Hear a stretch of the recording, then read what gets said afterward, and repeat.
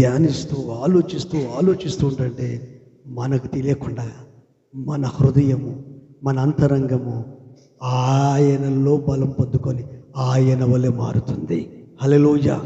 ఉంటాయి, లోకంలో వినబడతాయి, పరిస్థితులు ఉంటాయి, ఇంట్లో ఉంటాయి, పిల్లలు ఉంటాయి, రోగాలు ఉంటాయి, జబ్బులు ఉంటాయి, అప్పులు ఉంటాయి, అనారోగ్యాలు ఉంటాయి.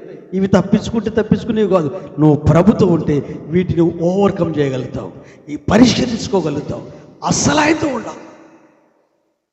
అయితే ఆయన పక్కకు పెట్టి వీటన్నిటిని అంటు పెట్టుకున్నావు అనుకో, సైతాన్ని తెలిసిపోతే ఓహో అయిపోయింది, నా ప్లాన్లో, నా పన్నాగంలో పల్టీ కొట్టినవి అయిపోయింది. ఇక దేవుడు వీడిని ఏం చేయలేడు, ఈ కుటుంబాన్ని ఏం చేయలేడు, వీళ్ళని ఏం చేయలేడు. ఎందుకంటే నేను మొత్తం కోళ్ళ కింద కమ్మిన, గంప కింద కోళ్ళను కమ్మినట్టు కమ్మేసిన. వాక్యం అర్థం. హల్లెలూయా. నీకు అనుభవం ఉంది, నీకు అభిషేకం ఉంది, నీకు ఆలోచన ఉంది, నీకు జ్ఞానం ఉంది, నీకు వివేచన ఉంది.